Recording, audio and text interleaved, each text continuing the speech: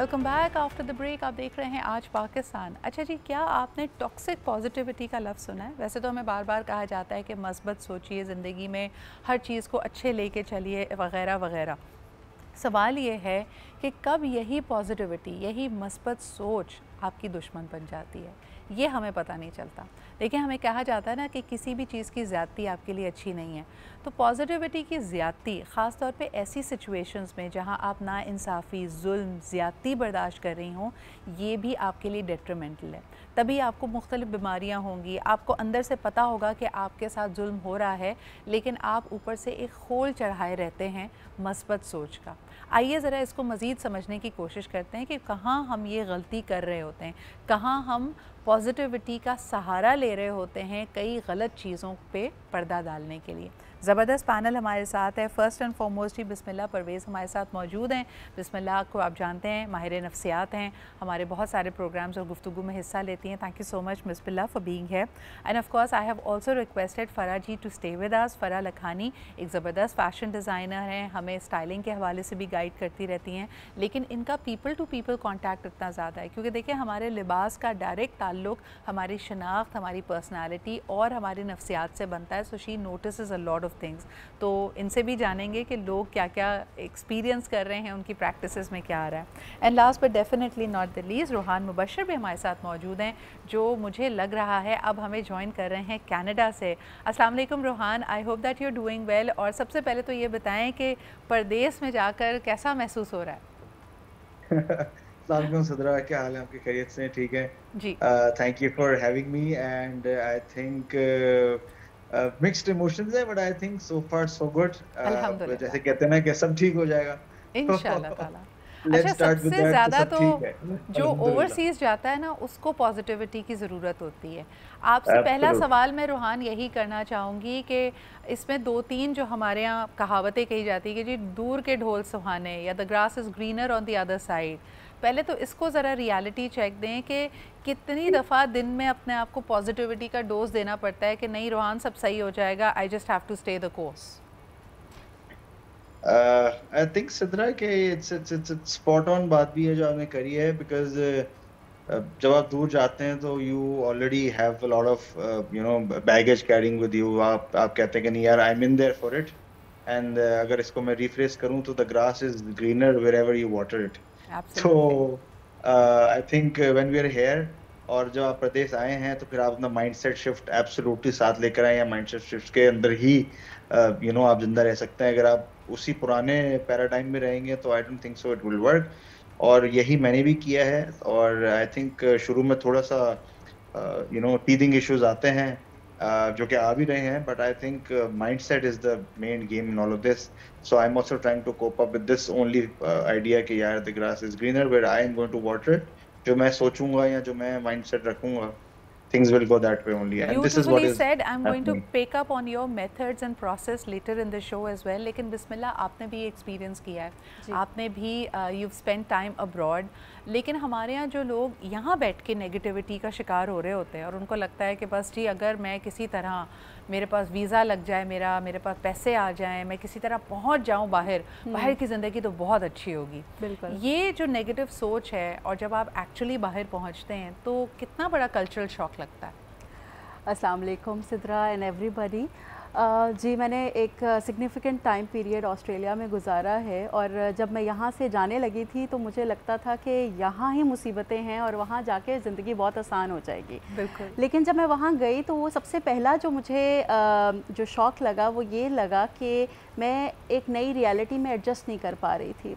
लोग नहीं थे, लोनलीनेस बहुत ज़्यादा थी। और लोनलीनेस का ये होता है कि पाकिस्तान में या जहाँ भी आप जिस भी मुल्क में रह रहे हैं, जब अपने प्यारों के साथ रहते हो, आपके पास एक सपोर्ट होता है। और सपोर्ट यही नहीं होता कि आपका कोई काम कर रहा है या फिर आपके बच्चों को कोई देख रहा है, आपको एक इमोशनल सपोर्ट भी होता है। बट वहाँ जाके मुझे लगा कि एक तो आइसोलेशन, वहाँ के कल्चरल शॉक बहुत था, क्योंकि यहाँ लोग जो होते हैं तकरीबन 9 बजे घरों से निकल रहे होते हैं, 8 बजे घरों से निकल रहे होते हैं। वहाँ जो सबसे पहला मुझे लगा, वहाँ बहुत प्रोफेशनल लोग हैं, तो 6 बजे ही लोग अपने दफ्तरों के लिए निकल जाते थे, क्योंकि हम सबर्ब में रह रहे थे।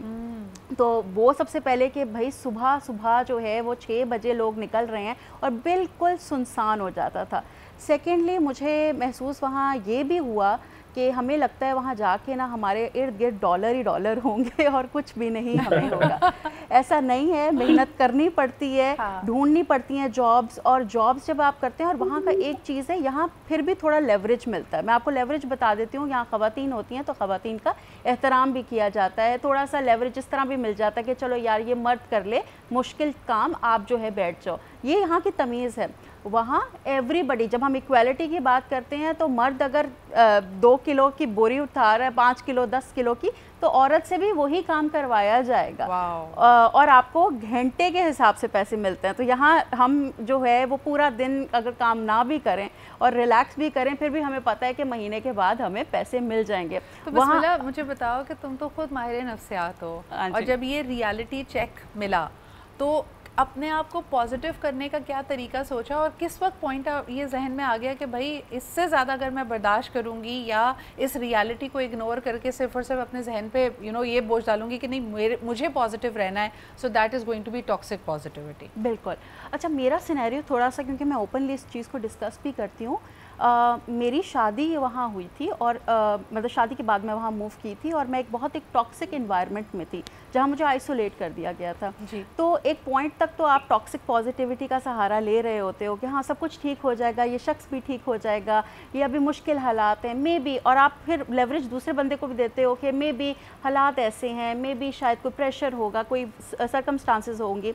लेकिन एक पॉइंट ऐसा आया Sidra and everybody who is listening, कि जहाँ मुझे लगा कि देखें, एक होता है कि आप, ये बड़ी मशहूर एक एग्जांपल है कि आप जहाज़ में जाते हैं तो सबसे पहले आपको इंस्ट्रक्शंस मिल रही होती हैं कि अगर कोई ऐसी सूरत हाल होती है और ऑक्सीजन मास्क गिरता है तो अपने साथ वाले बंदे को बचाने से पहले आपने ख़ुद को जो है वो सांस अपनी जो है बहाल करनी है और ख़ुद को बचाना है। यही वाली बात थी कि मैं वहाँ ये महसूस करती थी, एवरीबडी जो भी होता था मैं कहती थी सब ठीक हो जाएगा।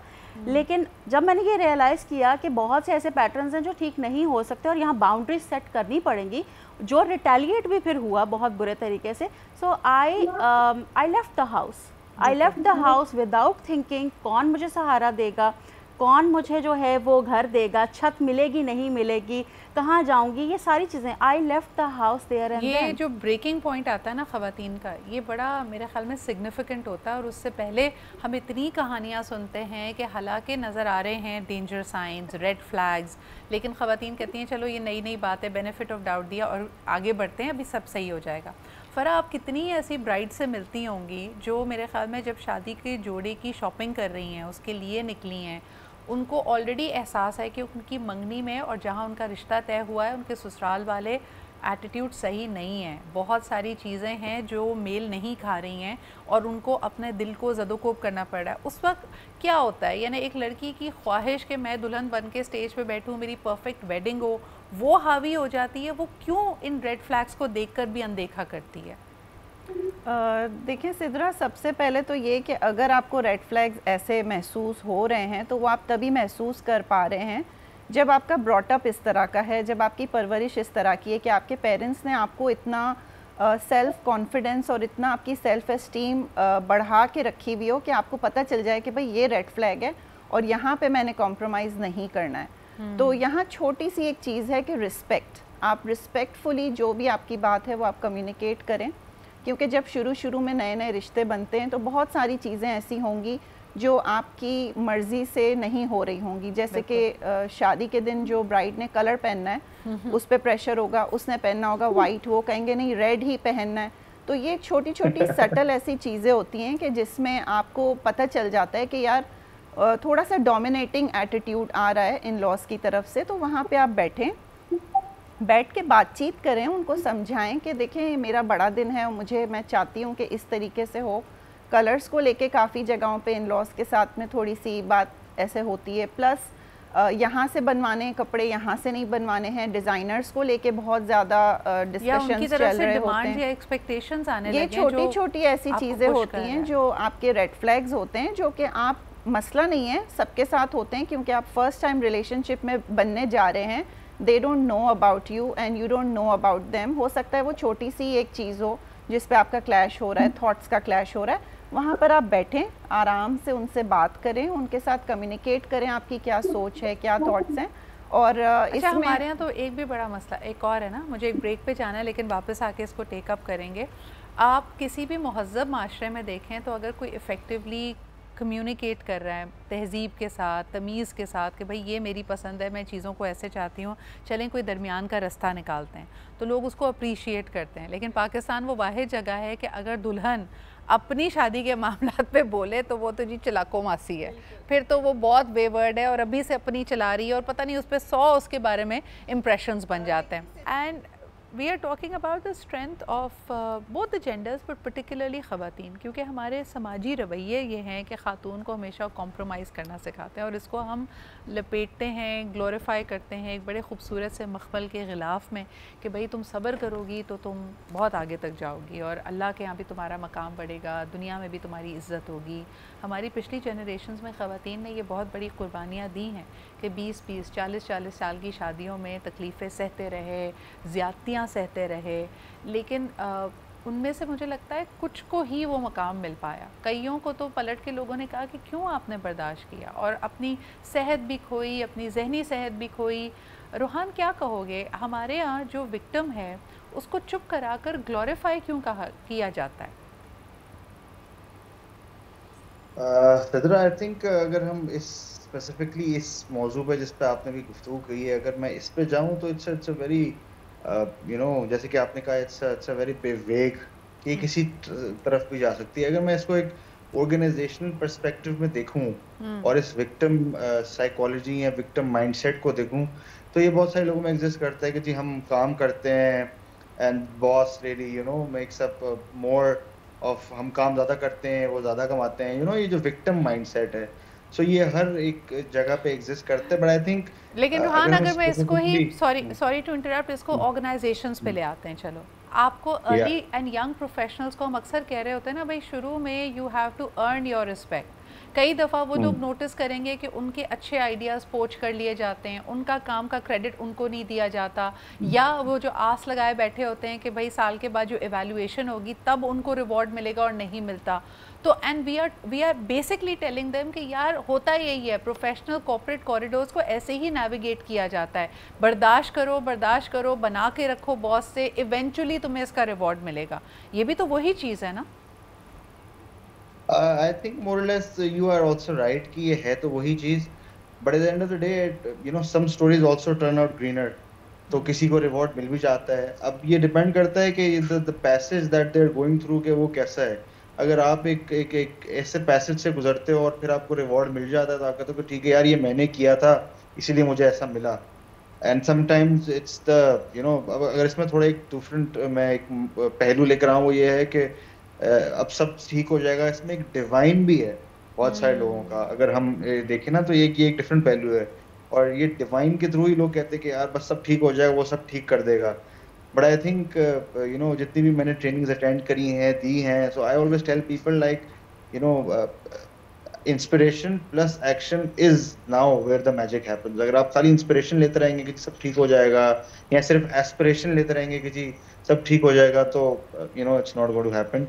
कुछ एक्शन करने की जरूरत भी है उसके साथ साथ। अच्छा, ये सवाल अगर मैं थोड़ा सा और समझने की कोशिश करूं, क्योंकि देखें हमारे यहाँ ना जो हमारा कल्चर स्केप है, जो हमारी 1-to-1 मेंटोरिंग होती है, जो हमारा पूरा एक कम्युनिटी ईथोस है, उसके अंदर ये बात सच है कि जितनी जल्दबाज जेन जी हो गई है या जेन अल्फा हो गई है, उनको ग्रूम करते हुए हम कहते हैं कि थोड़ा ठहराव लेके आओ, चीज़ों को बर्दाश्त करना भी सीखो, पर्सपेक्टिव लेके आओ। बिस्मिल्लाह, आपसे ये सवाल करना चाहूँगी कि what is this fine line between practising positivity and mindfulness and moving towards toxic positivity? इसको समझें कैसे कि कहाँ मैं सही बर्दाश्त कर रही हूँ, कहाँ मुझे वक्त देना चाहिए, कहाँ मुझे अपने अंदर ग्रैटिट्यूड और माइंडफुलनेस लानी चाहिए और कहाँ ये हद से तजावुज़ कर रहा है। बिल्कुल बिल्कुल, इसकी एग्जांपल से मैं आपको समझाती हूँ कि एग्जांपल है कि एक स्टूडेंट आया और स्टूडेंट आके कह रहा है कि मैं एग्ज़ाम में फ़ेल हो गया, अब मैं क्या कर, मैं परेशान हूँ, मैं एग्ज़ाम में फ़ेल हो गया। ये एक स्टेटमेंट है। पॉजिटिविटी, जो आपकी हेल्दी पॉजिटिविटी होगी, वो फर्स्ट एक्नॉलेज करेगी। एक्नॉलेज ये करेगी ख़ुद को भी, अगर हम खुद के लिए कर रहे हैं तो हम अपने इमोशंस को एक्नॉलेज करेंगे कि something has, I am upset right now. या फिर आप किसी को, दूसरे बंदे को अगर कह रहे हैं यानी उसके पर्सपेक्टिव से, तो आप उसको कहेंगे yes I know that you are going through a lot right now. तो फर्स्ट हो गया एक्नॉलेजमेंट स्टेप। सेकेंड स्टेप आपका क्या होता है, you offer a little bit of hope. अब वो होप कैसे होगा, I know things are difficult right now but I know that you are very hard working and you can get through it. ये हो गया दूसरा पॉइंट, पॉजिटिविटी, हेल्दी पॉजिटिविटी। अब यहाँ तक लोग जो हैं वो कहते हैं कि बस पॉजिटिविटी है, no, there is another step to it. आखिरी स्टेप होता है जिस तरह रूहान ने कहा, एक्शन लेने का। एक्शन लेने का ये होगा, या फिर ऑफ़र करनी है सपोर्ट। तो आप जिसके से भी मुखातिब हैं तो आपने उसको कहना है what I can do for you right now to make things easier for you. ठीक है, तो ये एक साइकिल हो गया। टॉक्सिक पॉजिटिविटी क्या हुआ, वही शख्स आपके पास आया, वही बच्चा आपके पास आया और वो कह रहा है कि मैं बहुत बुरा महसूस कर रहा हूँ क्योंकि मैं फेल हो गया, परेशान हूँ, मैं भी फेल हो गया। टॉक्सिक पॉजिटिविटी क्या कहेगी, या एक शख्स जो है वो कर रहा है, अरे यार तुम भी ना हमेशा ये छोटी छोटी बातों पे इस तरह करते हैं, ये इस पे इतने परेशान होते हैं, ये एग्ज़ाम ही था ना, बस ठीक है हो गया, चलो यार चिल करते हैं। ठीक है, तो आपने क्या किया, आपने उसके जो इमोशंस थे उसको दबा दिया, पैसिफाई तो किया लेकिन सॉल्यूशन एक्नॉलेज नहीं किया, ना एक्नॉलेज किया एंड ना ही कोई ऑफर की सपोर्ट। तो इसका रिएक्शन क्या होता है, या इसका आप कह दो कॉन्सिक्वेंसेस क्या होते हैं। कॉन्सिक्वेंसेस ये होते हैं कि पहला ये शख्स जो इस चीज़ को महसूस कर रहा है वो कहेगा कि मेरी फीलिंग्स जो हैं वो बिल्कुल डिसमिस कर दी गई। लेकिन सॉरी टू इंटरप्ट बिस्मिल्लाह, ये वो तब महसूस करेगा जब वो एक साउंड थिंकिंग एडल्ट है।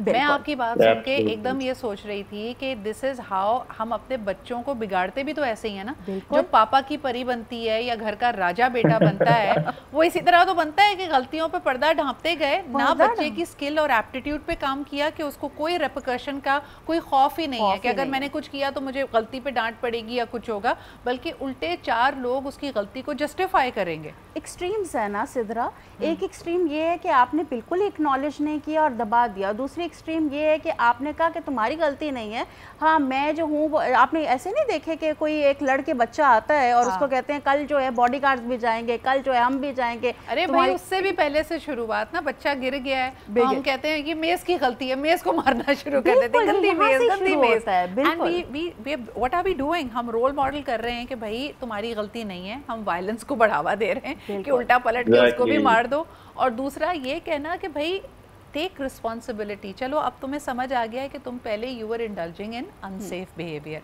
इसी को मैं फ़रा आपके पास लेके आती हूँ। आप क्या समझती हैं कि मेन, हमारे माशरे के जो मर्द हैं वो टॉक्सिक पॉजिटिविटी की तरफ जाते हैं? जैसे अभी अगर इन्हीं मिसालों को देख लें, एक शख्स है ऑलमोस्ट मिडिल एज की तरफ जा रहा है, फाइनेंशियली अपने आप को स्टेबल नहीं कर पाया है, घर वालों की, बच्चों की, बीवी की फाइनेंशियल रिस्पॉन्सिबिलिटी नहीं उठा रहा है, और उसको एक आजकल एक बड़ा एक नया न्यू सूफीज़म या अल्लाह पे तवक्कल का उसने उसके ऊपर एक गिलाफ डाला हुआ है, नहीं भाई अल्लाह सब कर देगा। ये मैं उन लोगों में भी देखती हूँ जिनके 11-11 बच्चे हो गए, आपको पता है कि ना आप अच्छा खिला पा रहे हैं, ना बच्चे की सेहत अच्छी है, ना बच्चे की तालीम पे तवज्जो है, नहीं जी जो आया है वो अपना रिस्क खुद लेके आ जाएगा। Isn't this also toxic positivity? Toxic positivity तो नहीं, वो है ही टॉक्सिक पॉजिटिविटी तो उसमें है ही नहीं। बेसिकली वो कुछ और चीज़ों को लेके ना उसको कवर करते रहते हैं कि ये इस वजह से है, ये इस वजह से, बट अपनी रिस्पॉन्सिबिलिटी नहीं उठाते कभी भी कि उनकी क्या एज अ मर्द माशरे में उनकी क्या रिस्पॉन्सिबिलिटीज़ हैं। सबसे पहले तो मर्द ने एक प्रोवाइडर होना है जी, और उसकी कुछ फाइनेंशियल रिस्पॉन्सिबिलिटी बनती है अपनी बेगम की तरफ, अपने बच्चों की तरफ, अपने घर की तरफ, जो कि उसने उठानी है।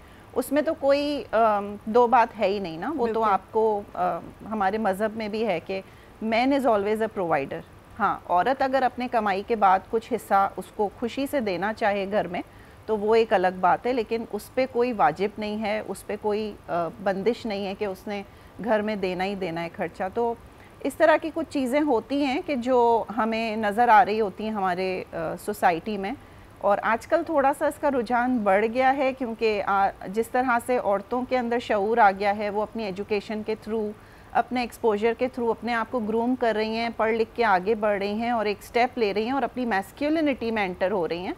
उसकी अनफॉर्चुनेट रीज़न यही है कि मर्द वहीं पर ही रह गया है और वो अपने उस ख्याल के अंदर, सोच के अंदर उसी नेगेटिविटी में, उसी जहाँ जहाँ आप अपनी जिम्मेदारी से आंख चुराएंगे बिल्कुल, और या तो उसको किसी और के ऊपर डालेंगे, हालात पे डालेंगे और कहेंगे अच्छा जी चलो देखी जाएगी, without having a concrete plan, ये आपके टेल टेल साइंस हैं कि आप टॉक्सिक पॉजिटिविटी की तरफ जा रहे हैं।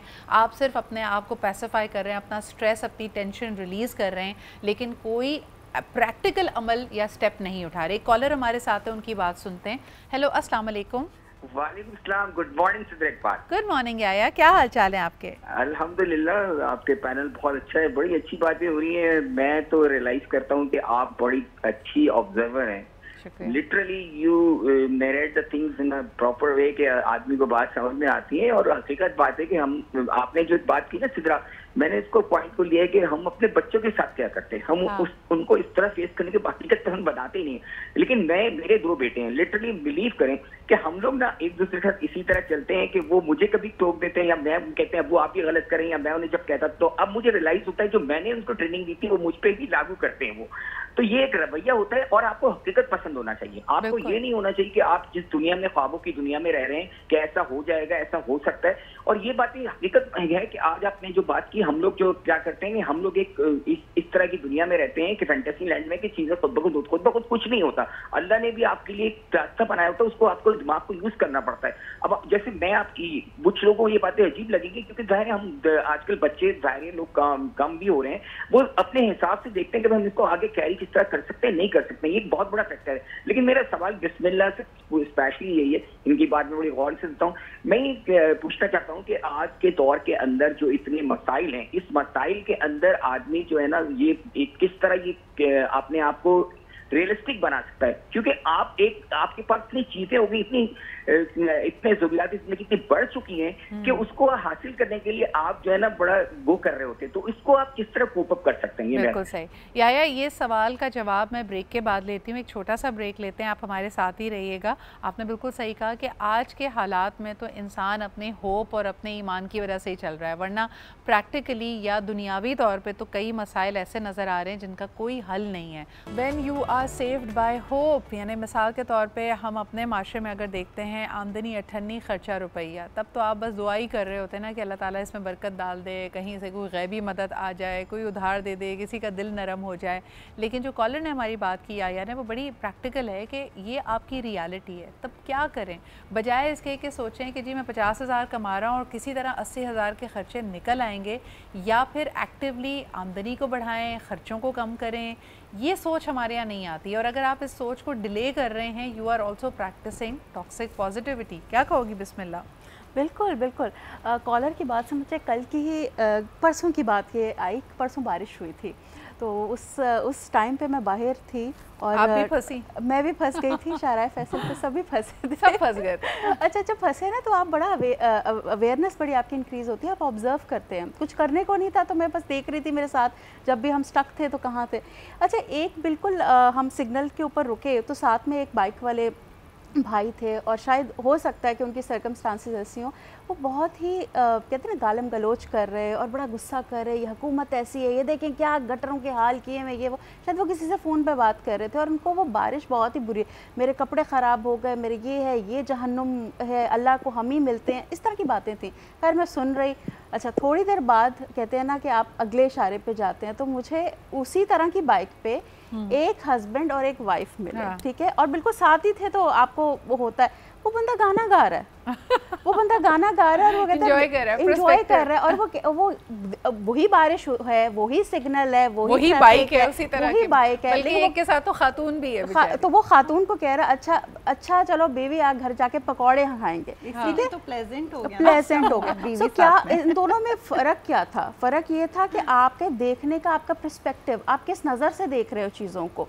मैं मानती हूँ कि आजकल के हालात बहुत ही उस तरह, जैसे कॉलर की बात पे ही आते हैं कि तंग है, मानते हैं, एक्नॉलेज करती हूँ मैं इस चीज़ को, लेकिन फिर आपके ऊपर ये है कि या तो ये आप कहो कि आप गालम गलोच करो, अपने आप को तंग करो, रो धो, सारी चीज़ें हैं, वो आपका टाइम भी वेस्ट करेगी, क्या हो सकता है? जैसे बहुत ही खूबसूरत बात हमारी ब्रेक में हुई और सिद्रा ने ये बात बोली, उनको एक्नॉलेज करूँगी उनकी बात को। उन्होंने कहा या तो आप अपने अखराजात को, रियलिटी को देखते हुए आप अपने अखराजात में देखो कौन सी ऐसी फजूल खर्ची शायद हो रही है जिसको हम कम कर सकते हैं, थोड़ा सा सेव कर सकते हैं पैसे, या फिर ये हो सकता है कि हम और ज़राए देख सकते हैं कि कैसे हम अपनी आमदनी को बढ़ा सकते हैं। ये आपके हाथ में है, हर चीज़ आपके हाथ में होती है। वही वाली बात है कि आखिरी जब हम यहाँ से जाएंगे तो इस दुनिया से और हमारे क़यामत के दिन हिसाब किताब हो रहा होगा, तो कोई ये नहीं कह सकता कि मैं इसलिए हदायत की तरफ नहीं आ पाया था क्योंकि जो है वो मुझे तो किसी ने बताया ही नहीं। तो वहाँ तो हिसाब किताब, यही वाली बात होती है कि आप बेशक रो के अपनी ज़िंदगी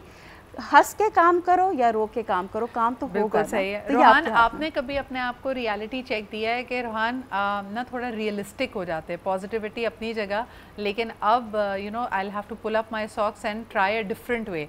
लोग कहते हैं ना ये भी बड़ी बेवकूफ़ी है कि आप एक ही अंदाज आपने अपनाया हुआ है and you are expecting different results, क्या कहोगे?